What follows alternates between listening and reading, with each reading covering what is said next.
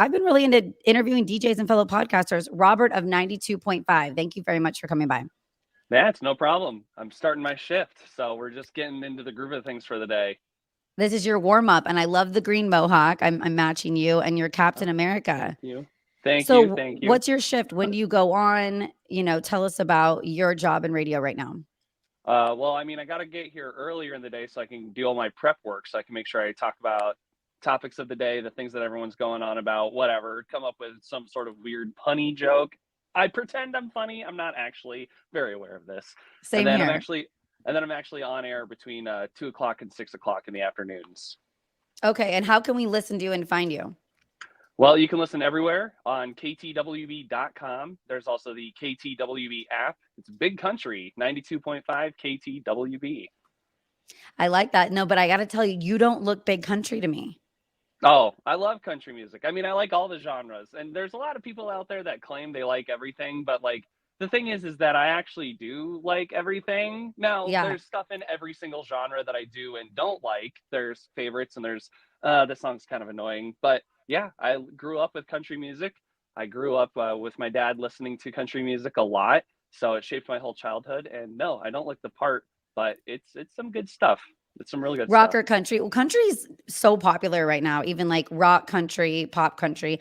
I like everything too. I would say pop is my least, though. It's rare that I like a pop song. I like heavy metal, rock, kind of raver music, and I know divorced dad rock. That's my favorite right now. Like I love that genre, Creed and Hinder and stuff like that. But Yeah, that's my cool. I wife mean, is really into like EDM and stuff like that. So sometimes we'll both go to like a rave. We'll listen to some live DJs, whoever that might be. Sometimes I fill in over at our pop station, Kello FM, which is like a adult contemporary like hot AC station. So oh, nice. I just kind of like all of it. It's all really fun.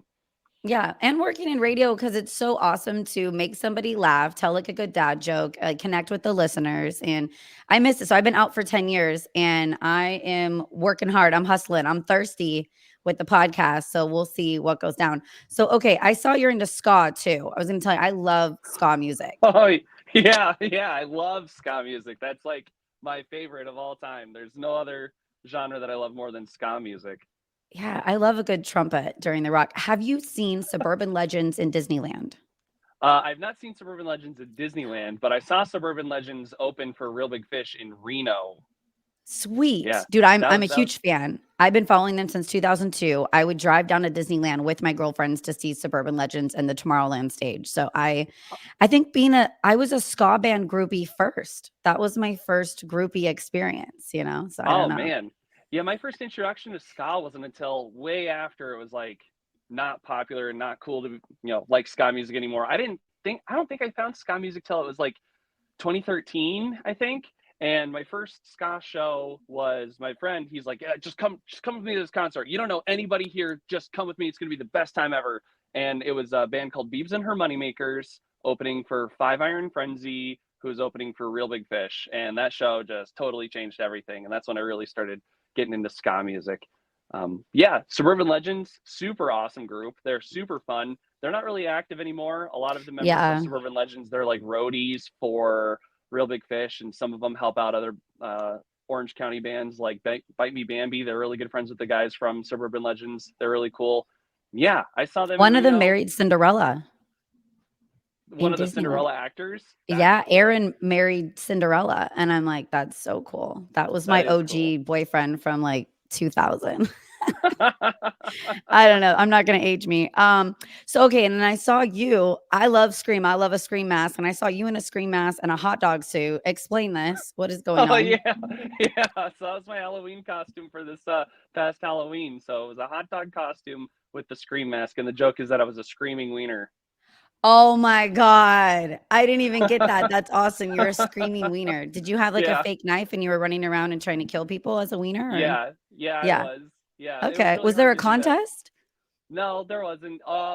Yes, there was. It was that was when I was working at iHeart, and that was really weird because I would see other people and other people in the radio industry that I was friends with, and like their whole offices and the entire station would dress up in their Halloween costume. And when I went to work that day, nobody else dressed up except for me.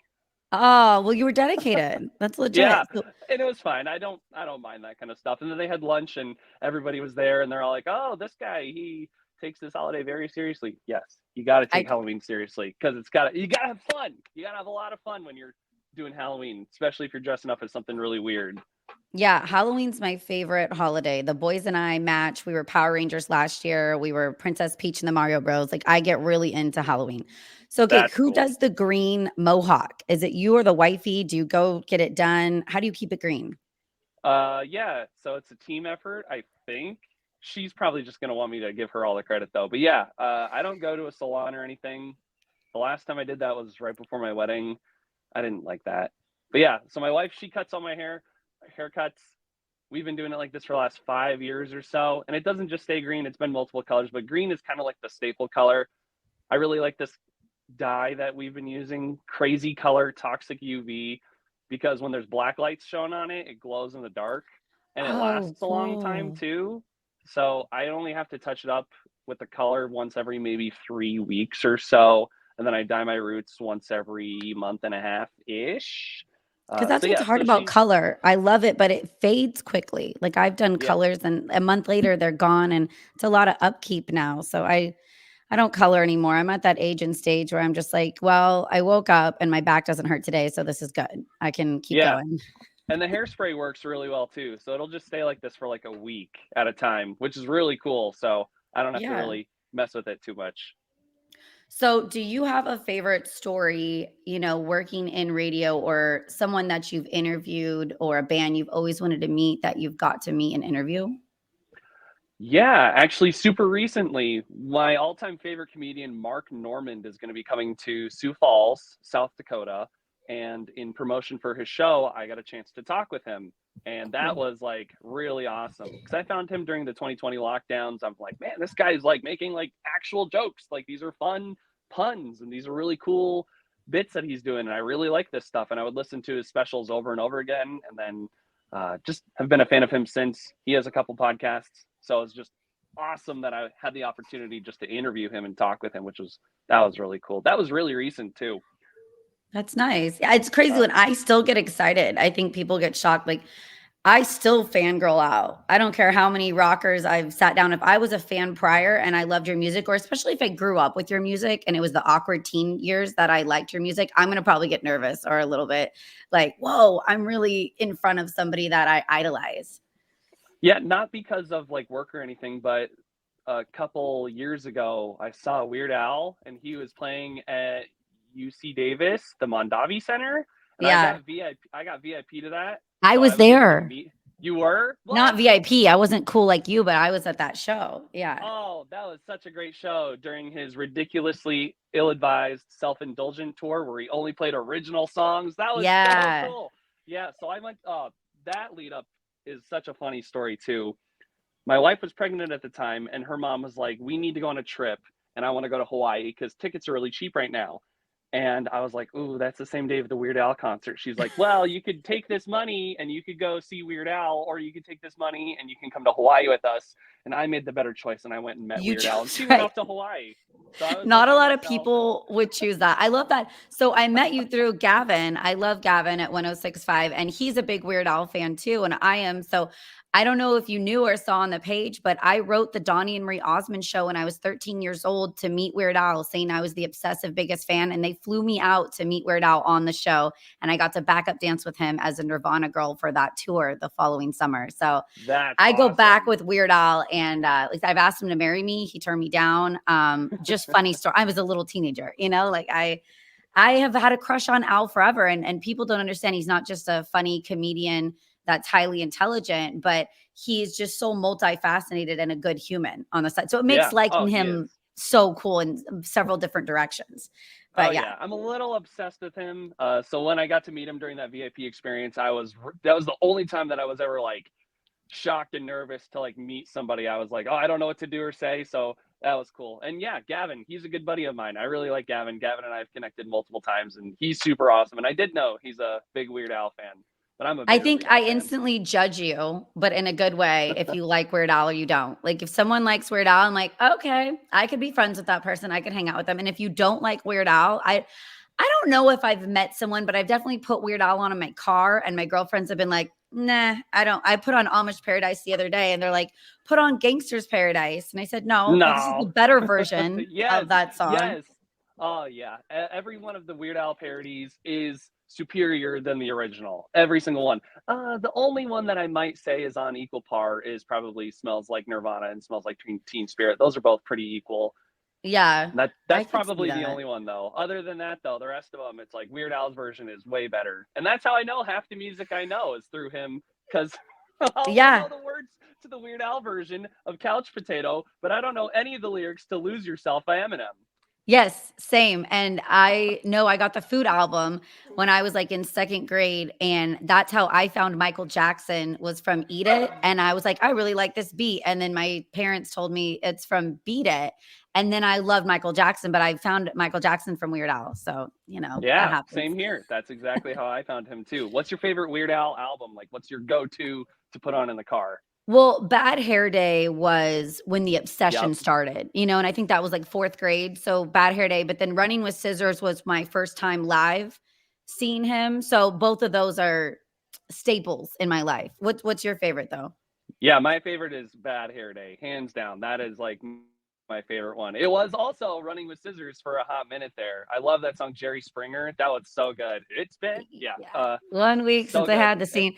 And Albuquerque, so I know Yes. everything to 12 minutes of Albuquerque. I can sing every lyric, and if I wanna scare a guy, like, we just started dating, I will get out Albuquerque and sing the whole and we'll see if he'll stay or not. That's kind of my breaker, like, am I too nerdy for you, or can you No, get that's down with great. that? That's so perfect. Yeah, and then if I'm really feeling like some of the newer stuff, my go-to is pretty much Mandatory Fun. That Yeah, one's the best. I Super dig solid it. record. So, what made you wanna start getting into radio, or how did you get started? I had a lot of really weird and odd jobs for a while. You were a Uh, stripper? yeah, I was. I No, was you there at weren't.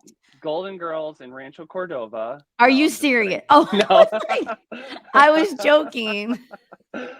No, I worked at Dimple Records for a few years, so that just kind of shows that I've always loved music and I just love everything musical. And then when they closed down in 2019, I helped them shut down the stores and stuff like that. And then I didn't know what to do, and so I got a warehouse gig, and that was terrible. That was the worst years of my life. The job itself, really good, really stable, really reliable. It was a good gig, not for me. I just hated everything about it. I hated the environment. I hated waking up early. I hated doing all that.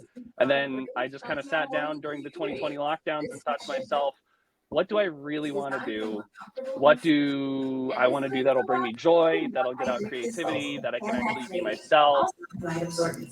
And I kind of came to the conclusion it's always been radio. I don't know why I'd never, thought of it before. It's just always been radio. I grew up listening to the radio. I've always been the radio nerd amongst our friends. Like, oh, did you hear this station? Oh, do you know these guys? Or so on and so forth. And so I started volunteering at UC Davis on their college radio station, KDVS. And I was volunteering there for about a year, and I would have a weekly show for 1 hour a week. I had a show, and they said you could do whatever you wanted. And then if they had Yeah. shifts that they're like, oh, well, you can pick up the shift if you want, I would pick up those extra shifts and play something completely different. So for my scheduled program, every hour, it was a show called This Is Your Brain on Ska, where I just played an hour of ska music on the radio. No And then way. and then every week it was a different theme. So it was like, oh, this is all ska music that came out in 2020, or this is all ska music that is based around food, or this is all ska music that's based around dancing, and so on and so forth. And then if it was like a after midnight shift, and they're like, hey, we need someone to fill in for the 1 a.m. to 2 a.m., I would do it, and then I would play like an hour of punk music. And it was all like super fast, like less than a minute songs. So I got like 40 songs in. That was Yeah. cool. But yeah, so I did that for about a year, and then I got hired at iHeartRadio in Sacramento. That was really cool. Worked there for 2 years, and then I got a great opportunity in South Dakota, being the afternoon host, and that's what I've been doing since. Wow, that's cool. I started in college at University of the Pacific doing radio kind of by accident because I heard it was an easy A. So I was like, that'd be fun. And I thought everyone could do it. And the older I've gotten, a lot of people are like, no, I can't just talk about nothing all day and be on the air. They're shy, you know. And Weird Al started at Cal Poly, you know, doing the Yep. radio show. So I guess the coolest people do radio. That's what I'm getting at. You know what I mean? Yeah. And that's the thing that people keep getting misconstrued with my story is they're like, oh, I also started college radio. I didn't go to college. I graduated high school and I didn't go to You college. were just a creepy guy that just wandered on campus that was like, hey, can I do this radio show? No, I actually I went on their website and I found whoever the manager was at the time, and I sent them an email like, hey, is it cool if I volunteer or do like just something on air? And they're like, yeah, let's put you through a little training program. So it was like a 3-week course of just training you, no grades or anything. I just volunteered and then I would just go there. It was cool. That's really neat. Well, I'm glad they let you on and they didn't report you to campus police as like this homeless guy that wandered on that tried to get into the radio station. So Yeah, with the way I was looking during those lockdowns, they probably did think I was homeless. that's legit. Well, thank you so much, Robert, for taking time out of your day and stopping by the new podcast where we're getting to know all the local and national talent. And I hope you have an awesome set today. Yeah, thank you so much for having me. This has been awesome. This has been a blast. For sure. We'll stop.